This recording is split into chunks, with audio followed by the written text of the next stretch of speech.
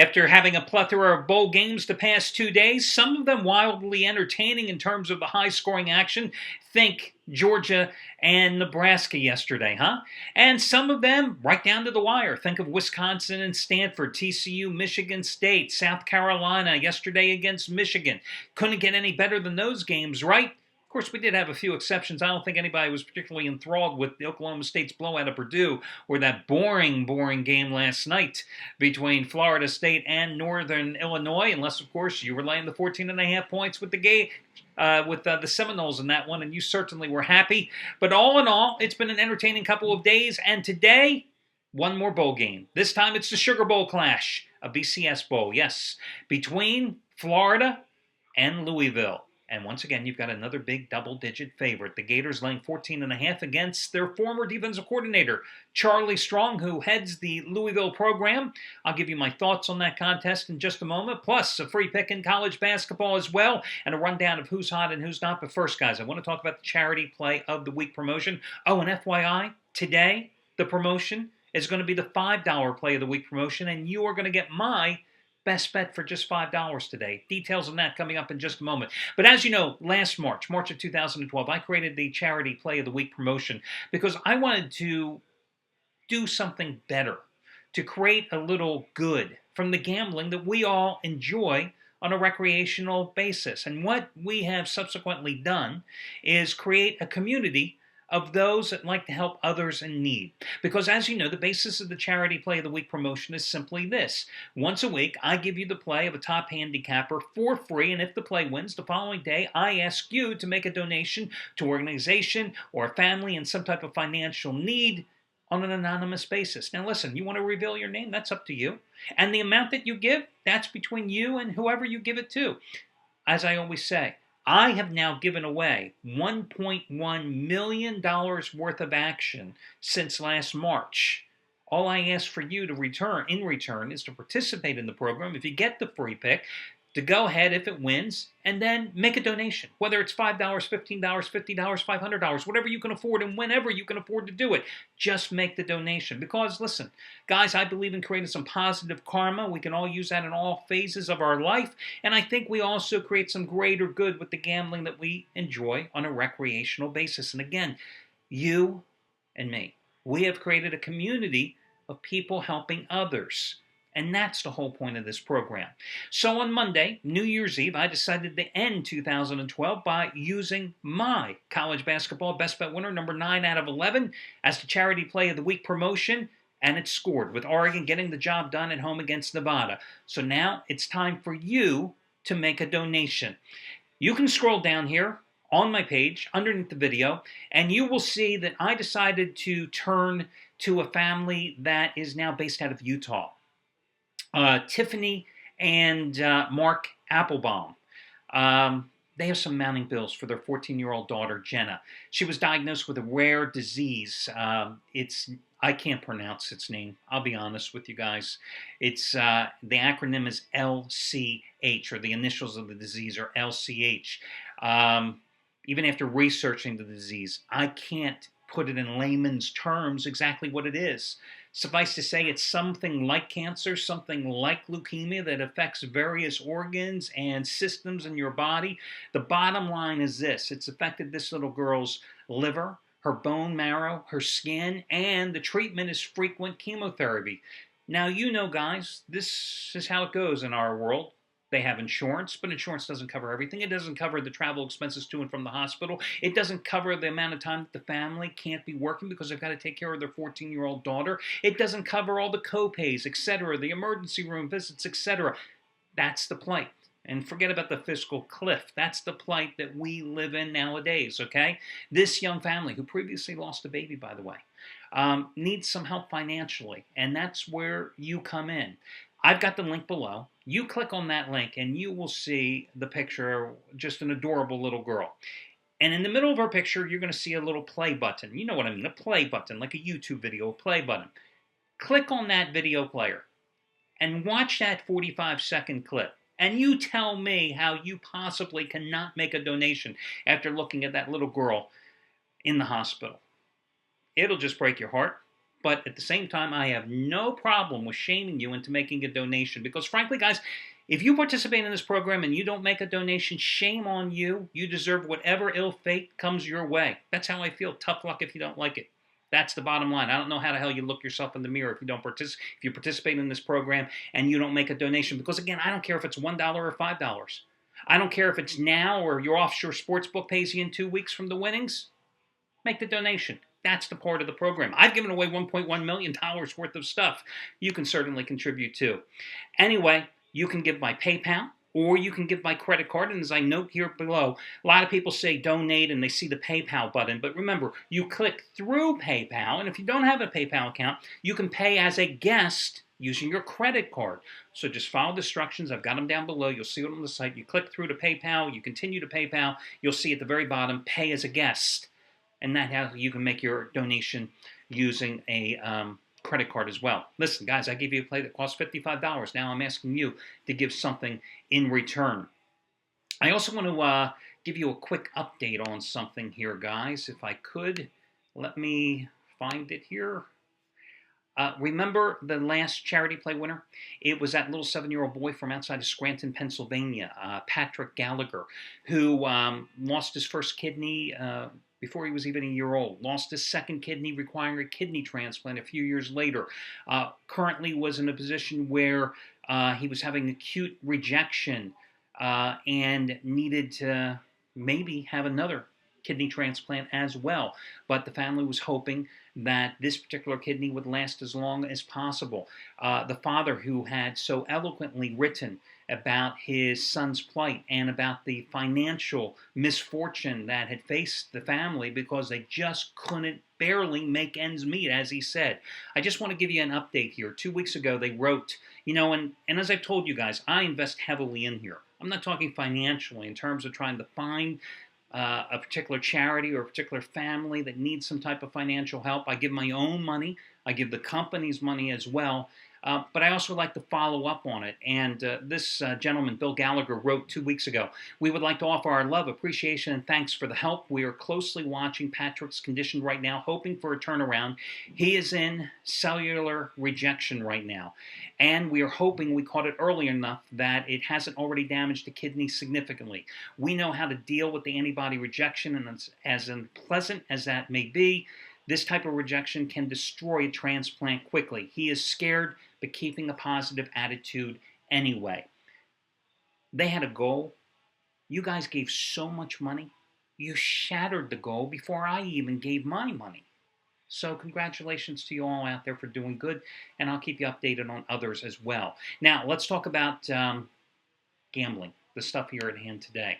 Guys, I've told you many times that one of the toughest things about this business in terms of running all these sites and being in charge of all the handicappers is grading plays.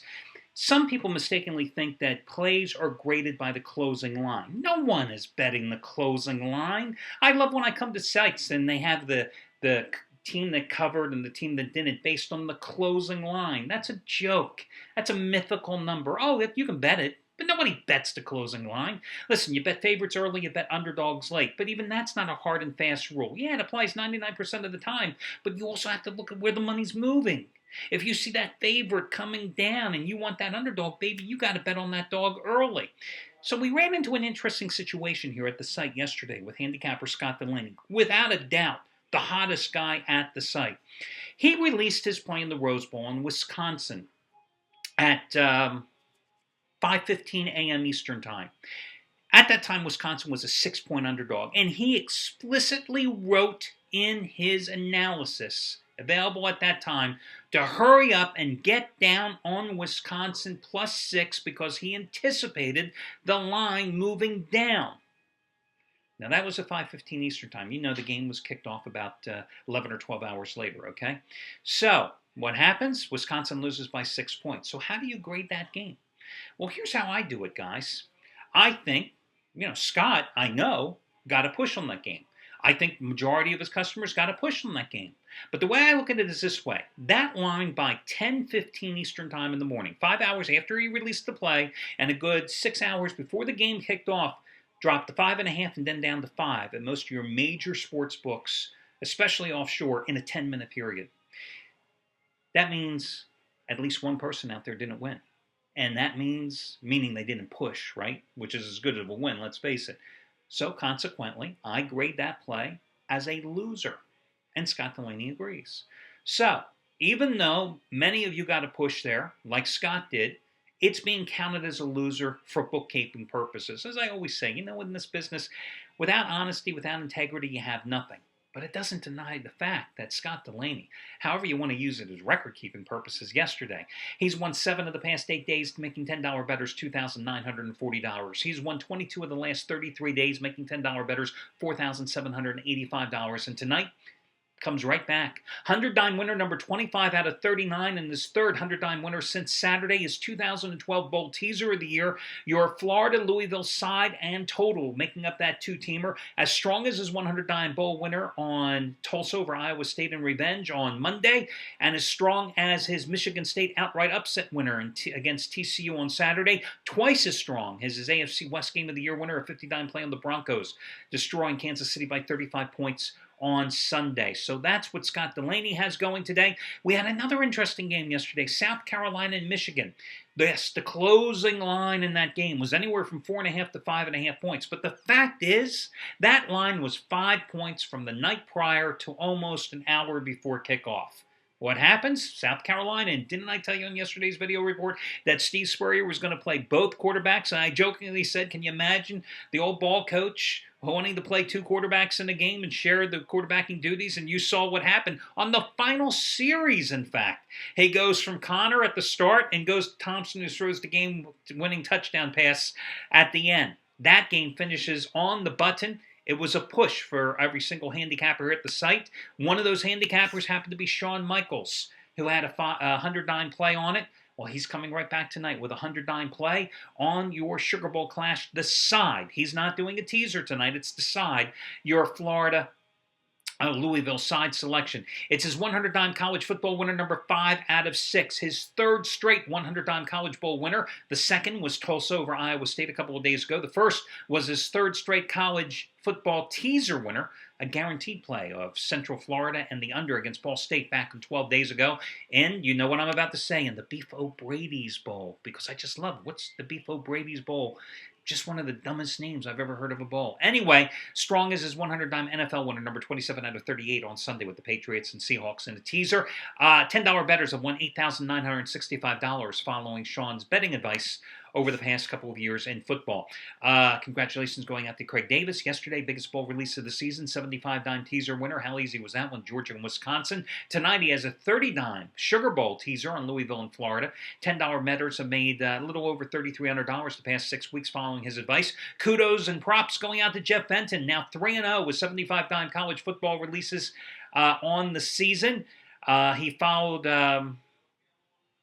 who was his 75-dime winner yesterday? Guys, I got to look it up on the site. Why he would not put this on his homepage. There, Georgia. Georgia yesterday. Wins with Georgia, and he has a 30-dime college dog shocker going tonight in college basketball. And, of course, he had a 30-dime college football winner with Georgia Tech against USC a couple of days ago. So those are some of the hot handicappers. Now, your promotion today is going to be me again. Yes, I am going for winning day number 14 out of 19 after cashing in not only with Oregon as the Charity Play of the Week promotion on Saturday, on Monday, but cashing with a 5-dime winner yesterday in the bowl play with Northwestern easily over Mississippi State. So winning day number 14 out of 19, 5-dime winner number 6 out of 7, a 5th straight 5-dime winner in basketball. It's on Illinois State and Creighton, a virtual pick'em game in the Missouri Valley Conference tonight. It also happens to be my college basketball best bet winner number 10 out of 12, just as strong as the winner you got the other day on Oregon. Well, this one is going to be the $5 play of the week promotion, guys. And normally, if you were to purchase this play from me, it would cost you $75. You instead are going to get it for just $5 simply by using this particular coupon code, which I'm going to get you for just a moment once I look it up because I can't remember the damn thing. It is going to be, 65AL. 65AL, my first name. 65AL. Again, you go to my page, you put it in your shopping cart, hit the Buy Now button, and it'll say it costs $70. Then you go ahead and use that coupon code 65AL, 65AL, AL, and you will get $65 off, leaving you a total purchase price for my college basketball best bet winner, number 10 out of 12 over the past 3 weeks. just $5 using that coupon code. So that will do it tonight. And it's a great game, guys. Great game. Creighton and Illinois State. When you read the analysis, you'll know why it's a great game. Very interesting game, too. Remember, huge revenge spot for Illinois State playing at home, because last year they lost in the Missouri Valley Conference title game to Creighton, and that cost them a big dance invite. The automatic ticket went to Creighton. This is a Illinois State team that just upset Dayton, who had won, I think, 4 or 5 in a row, won on the Flyers' home court in Ohio. Can they deliver in revenge tonight? In fact, can they deliver in quintuple revenge? Excuse me, or Creighton, a team that's led by Doug McDermott, number 3 scorer in the nation, the coach's son. Greg McDermott, the coach's name is Doug, that's his father. Can they get the job done here on the road? We will see. As for your free selection tonight, first of all, I'm going to go in college basketball and give you Massachusetts -4 points at Miami of Ohio. UMass coming into this game has won 5 straight games, including 2-0 this year against Mid-American Conference squads. They're coming off a win December 29th at Northern Illinois, 64-59. There are only 3 losses this year. NC State, Tennessee, Miami of Florida, when the Hurricanes were in the middle of an 8-game winning streak. Nothing to be embarrassed about by the Minutemen, who play an aggressive, up-tempo offense. They also play an aggressive pressure defense.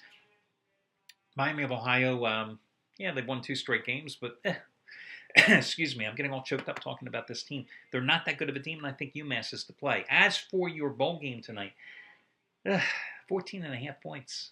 Tell me, Louisville plays in the Big East. Florida plays in the SEC. Who had the second best defense in the SEC this year behind Alabama? It wasn't LSU. It was Florida. Not going to be able to run on them.